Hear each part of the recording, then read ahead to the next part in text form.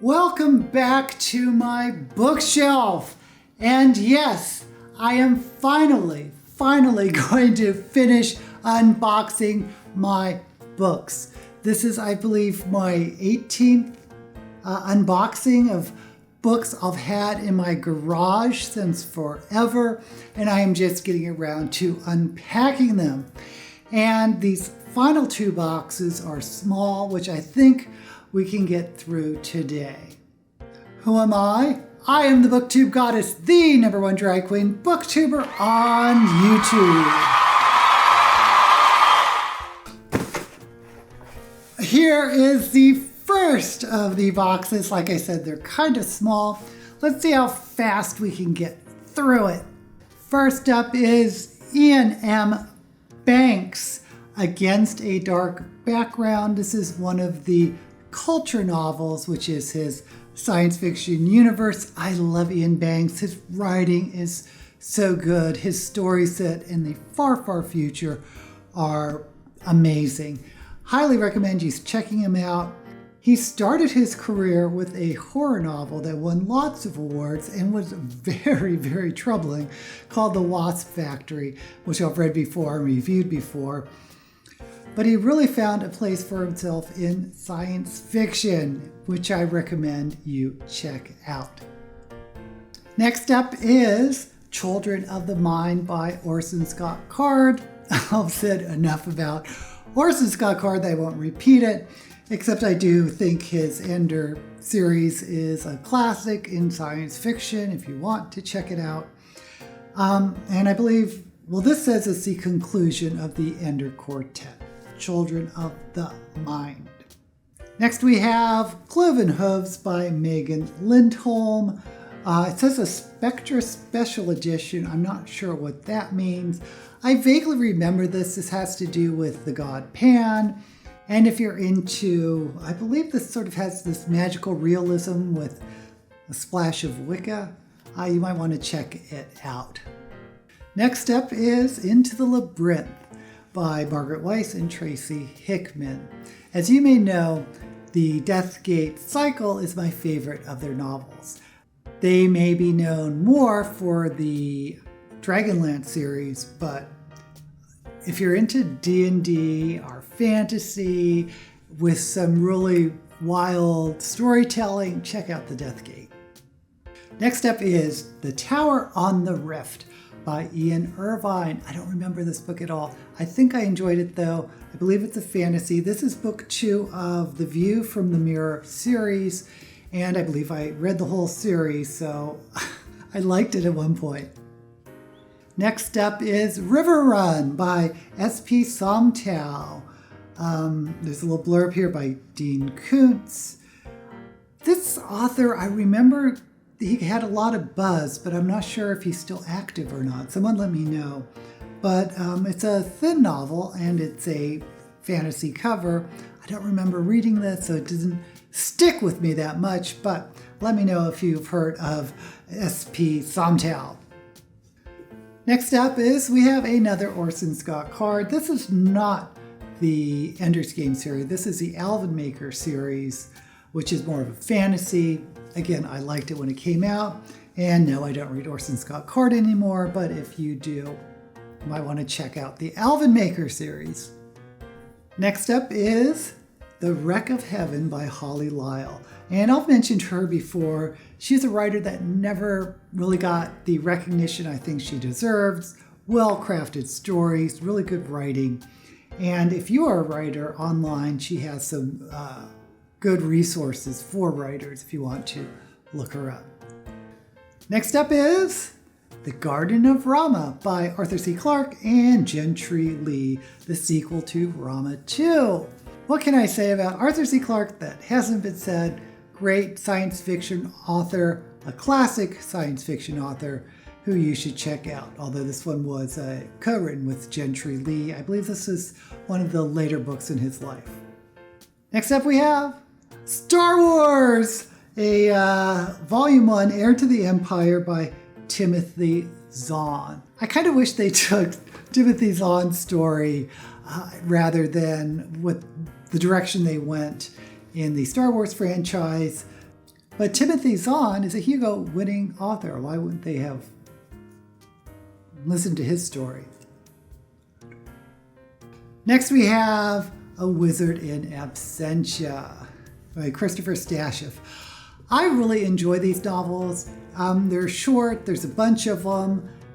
They're about a space astronaut that lands on this planet where his technology is received as magic. So you can tell where this is going. It is science fiction, but it has all the trappings of fantasy. Next we have Ian Irvine, The Way Between Worlds. This is volume 4 of the same series we saw before. Again, I don't really remember the series except that I did enjoy it. Next we have The Prince of Dreams by Kurt Benjamin. Oh, I love the cover of this one. I don't remember this, but this is book 2 of the 7 Brothers. The title of the series sounds familiar. I believe I really did enjoy this series. If you did, let me know down in the comments below. Next we have another Ian Banks. This is Use of Weapons, another entry into the culture society or the culture universe. You just got to, if you're into science fiction, you got to check out Ian Banks. And if you're into science fiction, you also have to check out Octavia Butler. This is Adulthood Rights. It's rather an old version, I believe, but this is one of the great science fiction authors of the 20th century. Check her out. Next we have, I love this so much, A Warrior's Tale by Alan Cole and Chris Bunch. The main character is this lesbian woman warrior who has such a fantastic personality. I love the voice and the writing from her perspective. So epic fantasy with a lesbian that you'll fall in love with. Check out The Warrior's Tale. Next we have Christine Catherine Ruche, the Fae. Very well-respected author. This is her fantasy series, well worth the read. Next we have Raymond Feist, Rise of a Merchant Prince. Book 2 of the Serpent War. Serpent War isn't my favorite of this series, although you get the cover illustration of this version. I liked his first Magician series, and I really loved the Empire series with Janny Wirtz. But if you're into the Raymond Feist Rift War universe, you got to check out Rise of a Merchant Prince. Next we have Mercedes Lackey, Magic's Promise. This is the Last Herald Mage series about a gay mage, and when writing gay characters weren't all that popular. And this is, of course, in her Voldemort universe. This is probably my favorite series of all the Voldemort books, although you should probably start with the first one, Arrows of the Queen, and then jump to this. Next up we have Ilium by Dan Simmons. Dan Simmons is, of course, a very great science fiction writer. This is a pretty big book for science fiction, but this was nominated for the Hugo Award for Best Novel of the Year. Check out Dan Simmons. Now we have another Jack Chalker book, one of my favorite authors, The Maze in the Mirror, God Inc. number 3. I believe I've pulled out some other God Inc. books before. I believe The Afterlife is a Bureaucracy, maybe. If you've never read Jack Chalker, do yourself a favor and pick something up of his. I suggest Midnight at the Well of Souls. Next we have Terry Brooks, The Scions of Shannara, which is of course a continuation of his Shannara series. I think this is the start of a new trilogy. I like Terry Brooks. He may not be for everyone. When his books first came out, they were lauded as the next Lord of the Rings books, The Sword of Shannara.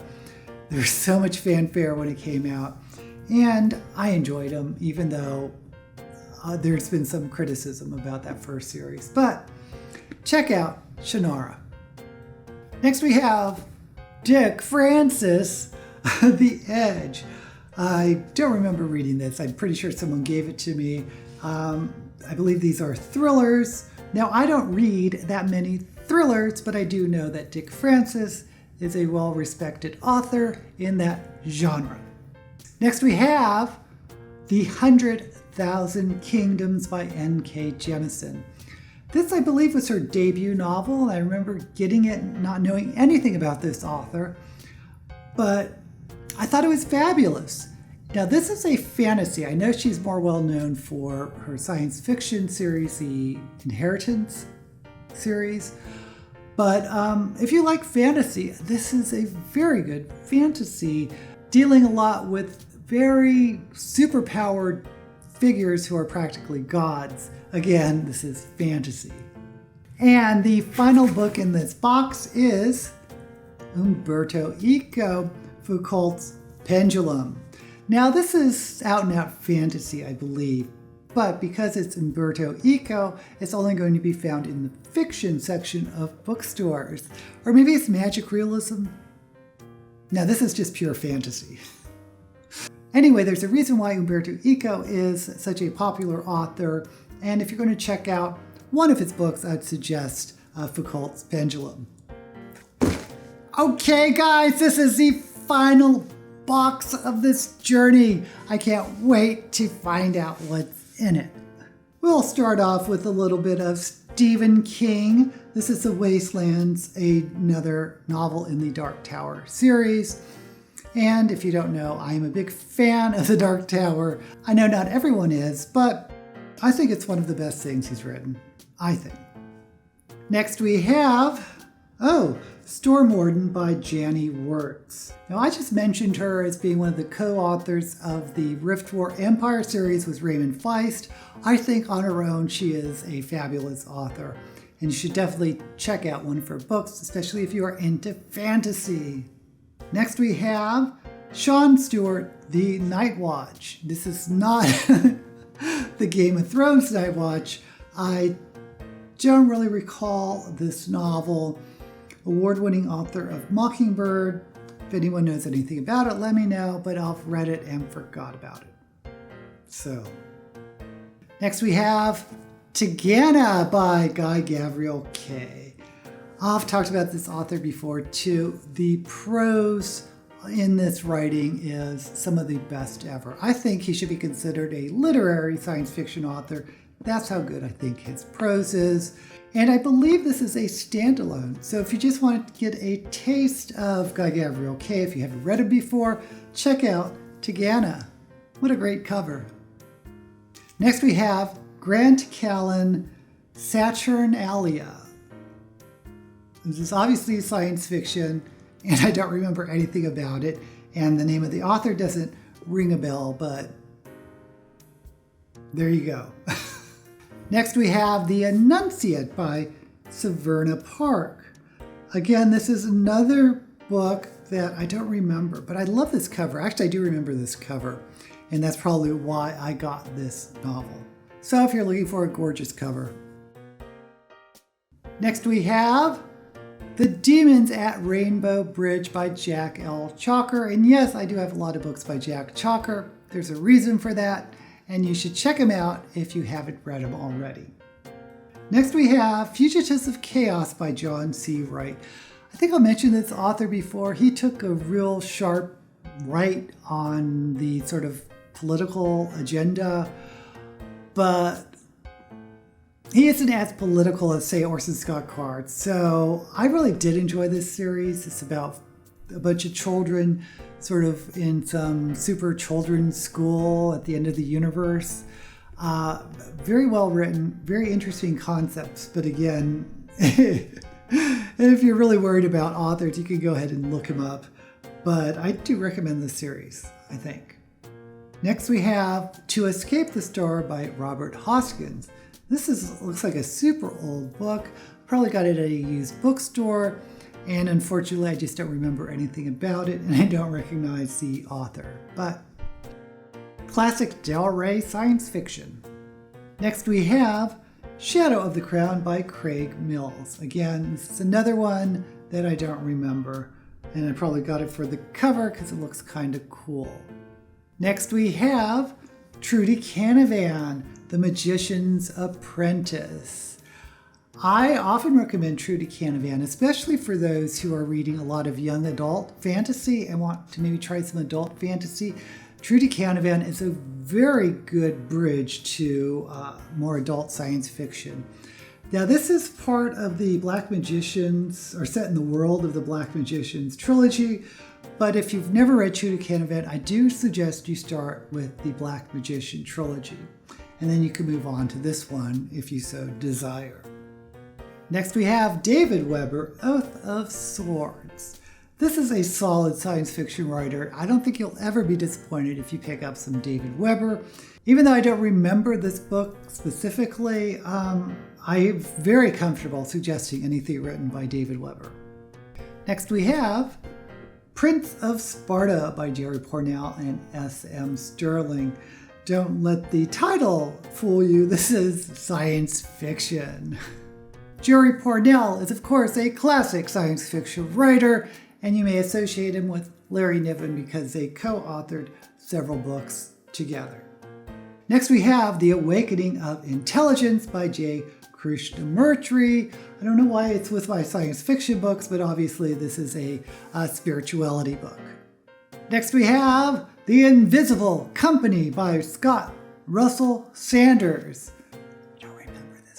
I don't remember this one at all. But if you recognize it, let me know in the comments. Next we have, this is Wizard's First Rule. This is the first book, Terry Goodkin in his Sword of Truth novels. The very first book. And I do recommend the first book. Gorgeous cover, by the way. This is epic, hefty science or fantasy. Epic fantasy. That's what I meant to say. Yeah. Next we have Beyond the Shadows by Brent Weeks. Brent Weeks is a fantasy author.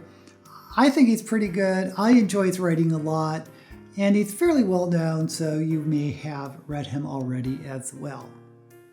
Next we have Earth Grip by Harry Turtledove.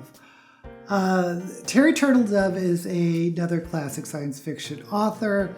This says first time in print, but what a cover, what a cover. I don't really remember this novel in particular, but I do know that Harry Turtledove is an author with a lot of clout, so maybe check him out. Next we have The 13th Legion. This is a Warhammer novel by Gav Thorpe. I have no memory, but it looks like military fantasy, military science fiction, maybe blurring those genres. I don't remember this at all. I don't even know why I have this, but I have it. And we have Dragon Drums by Anne McCaffrey. I love this multicolored cover. It's a pretty old cover. This is part of the, of course, Pern novels. If you haven't read Pern, they are science fiction, but with dragons. Anne McCaffrey is, of course, one of the seminal early science fiction authors, and I believe she was the first woman who won the Hugo, I believe. Someone double check me on that. But if you're into science fiction, you've probably read at least something by Anne McCaffrey. Next we have Mother of Lies by Dave Duncan. Dave Duncan is another one of those reliable authors that will almost always deliver you a good story. Quite prolific. Check out Dave Duncan if you're into fantasy. And finally, the very last book in this box is The Book of the Crowman by Joseph DeLacy, Volume 2 of the Black Dawn. I do remember reading this, and I really enjoyed this series. I don't know if this author has done anything else, but I should check him out. It's just one of those books that you pick up and you think this is really good, and then you sort of lose track of the author. But I believe this is apocalyptic. This is like, I don't remember enough, except that I really did enjoy this novel.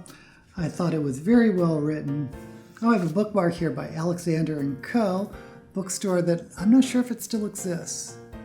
Probably not. It's in San Francisco.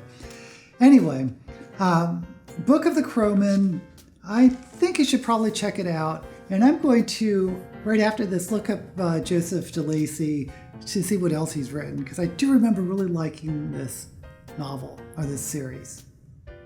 Oh my gosh, are we done? Have we done it? These were my last 2 boxes I had in my garage that had books in it. Who knows, maybe I'll find more down the line, but as far as I know, no more unboxings. This is the last of my series of what's in my box. For those of you who have stuck with me in all these unboxings in the last couple years, thank you. Thank you for being part of this journey in my book world. Until we meet again, may all the books you read be